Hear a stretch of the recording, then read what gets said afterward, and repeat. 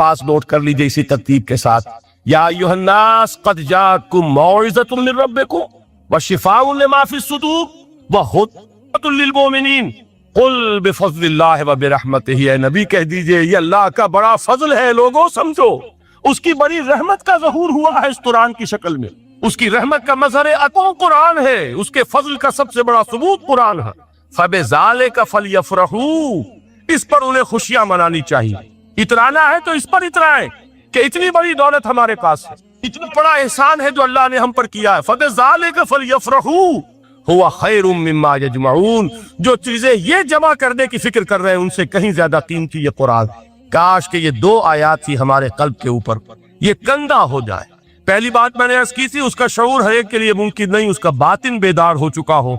लौ अंज़लना हाज़ल कुरान अला जबलिन लरअयतहु खाशिअन मुतसद्दिअन मिन खशियतिल्लाह, जिनकी अरवाह बेदार हो चुकी हो वो कुरान की उस तासीर को महसूस करेंगे। लेकिन ये दूसरी चीज है कि जो हमारे लिए प्रैग्मेटिक पहलू से, अमली एतबार से, इफादे के एतबार से ये चार अल्फाज और रहमत और फजल खुदाबंदी का सबसे बड़ा मजहर और खुशियां कि अल्लाह की ये नेमत तुम्हारे पास मौजूद है। अब वो तीसरा मकाम है सूरह रहमान का, बड़ी छोटी छोटी आयात। आपने सुना होगा हुजूर ने सूरह रहमान के बारे में फरमाया है, सूरत रहमान उरूसुल कुरान।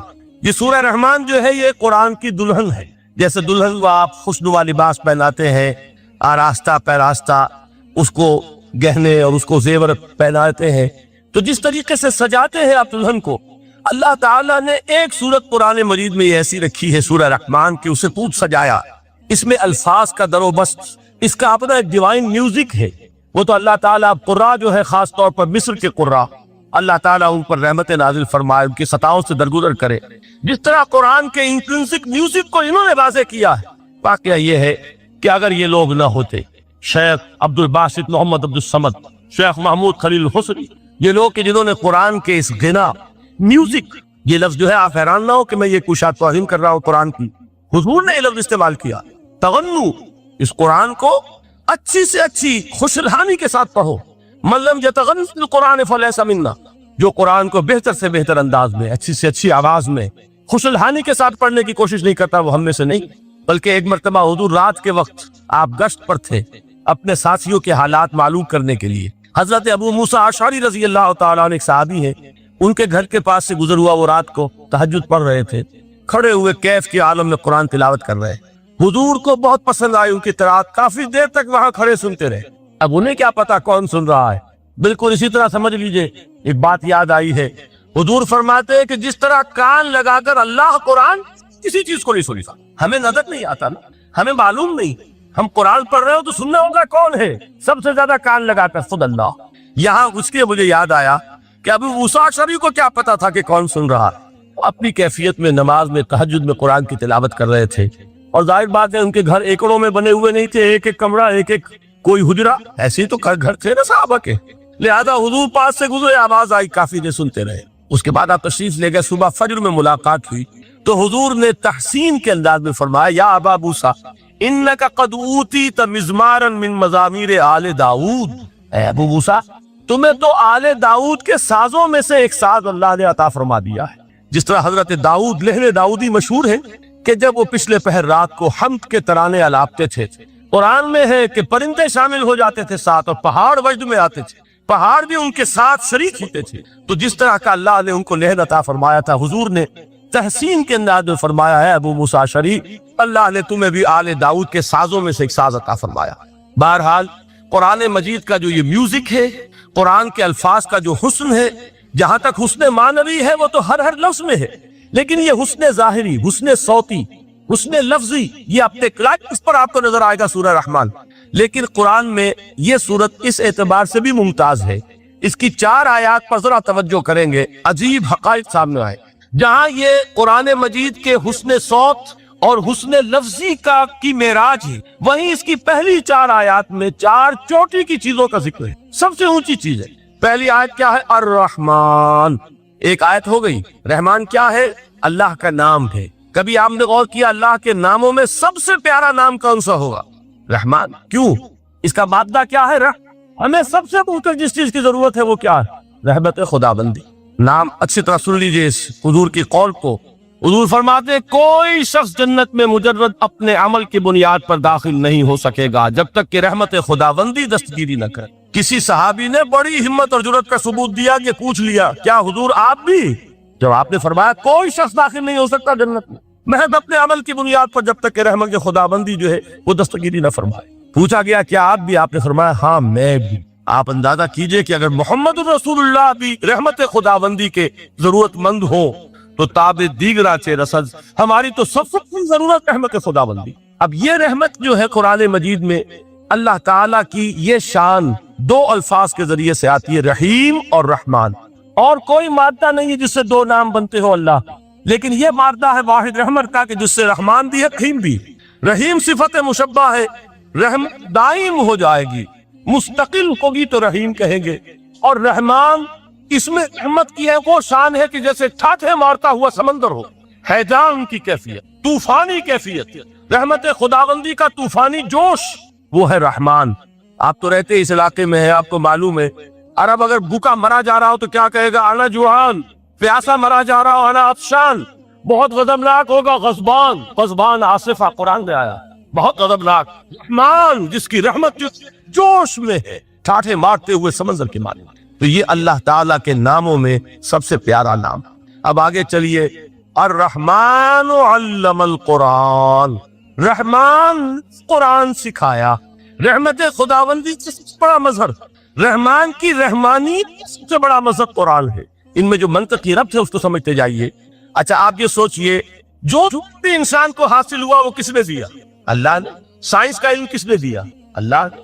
علم آدم الاسماء کلہا، وہ علم الاسماء جو حضرت آدم کو دے دیا گیا تھا ازل میں، یہ اسی کا ظہور ہے، یہ اسی کی ایکسفولیشن ہے جو ہو رہی ہے اور ہوتی رہے گی ابھی۔ اور دوسرے علم ہے وہ کس نے دی؟ اللہ نے۔ لا یحیطون بشیء من علمہ الا بما شاء، مخلوق میں سے کوئی اللہ کے علم میں سے کسی شے کا احاطہ نہیں کر سکتا مگر وہ جتنا اللہ دینا چاہے۔ لیکن یہ کہ تمام علوم میں چوٹی کا قرآن، نوٹ کرتے جائیے، چوٹی کی چیزیں جمع کی۔ اللہ کے ناموں میں چوٹی کا نام رحمان، اللہ نے جو کچھ انسان کو سکھایا اس میں چوٹی کا علم قرآن۔ خلق الانسان، انسان کو پیدا فرمایا۔ سوال یہ کہ حیوانات کو کس نے پیدا فرمایا؟ آسمان کس نے پیدا کی؟ زمین کس نے پیدا کی؟ فرشتے کس نے پیدا کیے؟ کیا مطلب خلق الانسان؟ اس کی تمام مخلوقات میں اس کا کلائمیکس، اس کی تخلیق کی معراج، اس کے تخلیق کا نقطہ عروج انسان ہے۔ یہ ہے کہ جو مسجود ملائک بنا ہے۔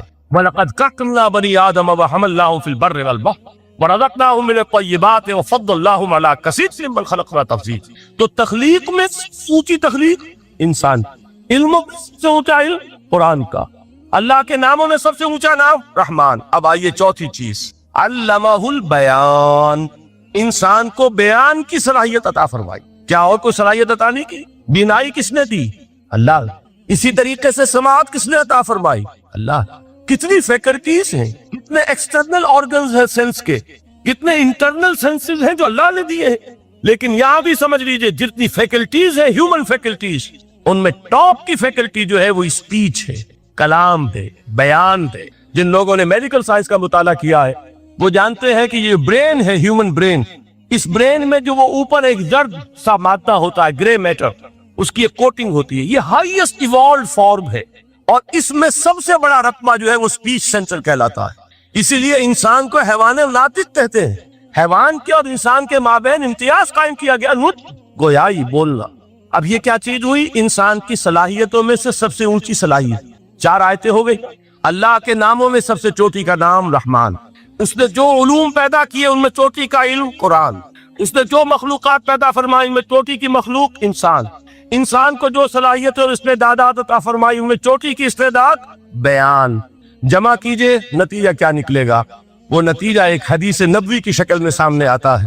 پہلی حدیث میں نے یہی پڑھی تھی، اس کے راوی کون ہے؟ عثمان ابن عفان۔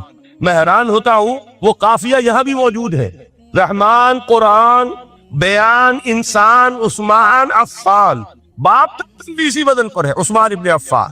عن عثمان ابن عفان رضی اللہ تعالی عنہ قال قال رسول اللہ صلی اللہ علیہ وسلم، حضرت عثمان شہید مظلوم ذو النورین رضی اللہ تعالی عنہ فرماتے ہیں کہ اللہ کے رسول صلی اللہ علیہ وسلم نے فرمایا خیرکم من تعلم القرآن وعلمہ، تم میں سے بہترین وہ ہے جو قرآن سیکھے اور سکھا۔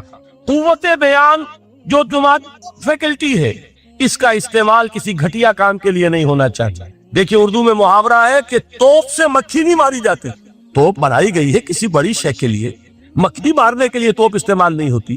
یہ قوت بیان جو ہے، جو ٹاپ موسٹ فیکلٹی ہے ہیومن جو فیکلٹیز ہیں ان میں سے، اس کا استعمال بھی ٹاپ موسٹ ہونا چاہیے۔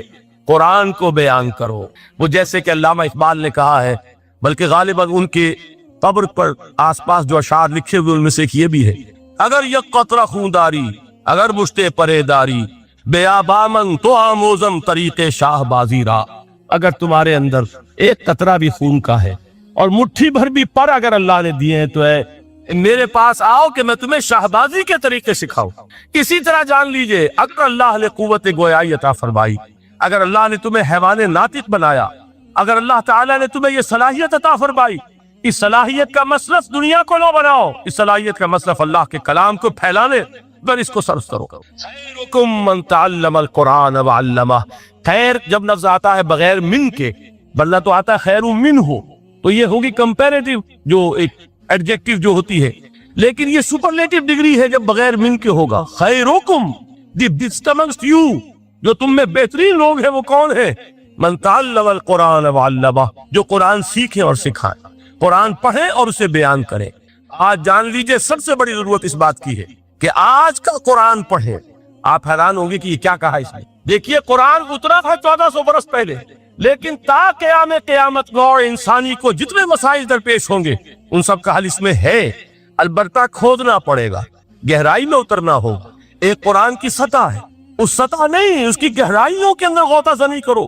قرآن میں ہو غوطہ زن اے مرد مسلمان، اور آج کو قرآن یعنی آج کی ہدایت جو اللہ نے اس میں رکھی ہوئی ہے، دیکھیے اس کو نکالو اس کے اندر سے۔ ابھی میں حدیث تو آپ کو سناؤں گا، اس میں یہ تصور آئے گا سامنے اور واضح ہو کر آج کے انسان کی رہنمائی اس قرآن سے اخذ کر کے انسان تک پہنچاؤ۔ یہ ہے فریضہ محمد رسول اللہ کی امت کا صلی اللہ علیہ وسلم۔ آپ نے وہ حدیث سنی تھی کہ بلغوا انی ولو آیۃ، حضور نے خطبہ حجۃ الوداع میں پہلے تو گواہی لی مسلمانوں سے، 1.25 لاکھ کا مجمع جمع تھا۔ حجۃ الوداع آخری حج، آپ نے اپنے خطبے میں جس کے چند جملے میں سنا چکا ہوں آپ کو ایجیولز کے حوالے سے، اپنی تعلیمات کے اہم نکات کو بار بار دہرا کر بیان کیا، ہیمر کیا، اچھی طرح ذہنوں میں اتارا۔ اس کے بعد ایک سوال کیا، الا لوگوں میں نے پہنچا دیا کہ نہیں؟ اور پورے مجمع نے کہا انا نشہد انک قد بلغت، بلکہ ایک روایت میں الفاظ بڑے پیارے آئے ہیں، انا نشہد انک قد بلغت الرسالۃ وادیت الامانۃ ونصحت الامۃ وکشفت الغمۃ۔ ہاں حضور ہم گواہ ہیں، آپ نے امانت ادا کرنے کا حق ادا کر دیا، رسالت کے فرائض کا حق ادا کر دیا، امت کی خیر خواہی کا حق ادا کر دیا، اور آپ نے گمراہی کے پردوں کو چاکا، اندھیروں کو چاکا۔ 3 مرتبہ حضور نے سوال کیا، 3 مرتبہ جواب لیا، پھر آپ نے نگاہ آسمان کی طرف اٹھائی، انگشت شہادت سے 3 مرتبہ اشارہ کیا، اللہم اشہد، اللہم اشہد، اللہم اشہد، اے اللہ تو بھی گواہ ہے، یہ مان کہ میں نے یہ قرآن ان تک پہنچا دیا۔ یعنی جسے آپ انگریزی میں کہتے ہیں سائی آف ریلیف، کہ ایک بڑا بھاری بوجھ آ پڑا تھا، بڑی ذمہ داری تھی، انا سنلقی علیک قولا ثقیلا، اے محمد ہم آپ پر ایک بڑی بھاری بات ڈالنے والے ہیں، اے اللہ گواہ ہے کہ وہ بوجھ میرے کاندھے سے اتر گیا۔ یہ تسلیم کر رہے ہیں کہ میں نے حق امانت ادا کر، تیری امانت تھی میرے پاس یہ کلام، اللہ کا یہ پیغام انسانوں کے لیے نازل ہوا محمد پر صلی اللہ علیہ وسلم، تو امانت کا بوجھ کس کے بارے گراں کس کے کاندھے پر ہے؟ حضور اگر ادا نہ کرتے، ابھی وہ آپ نے آیت سنی تھی، یا ایھا النبی بلغ ما انزل الیک من ربک فإن لم تفعل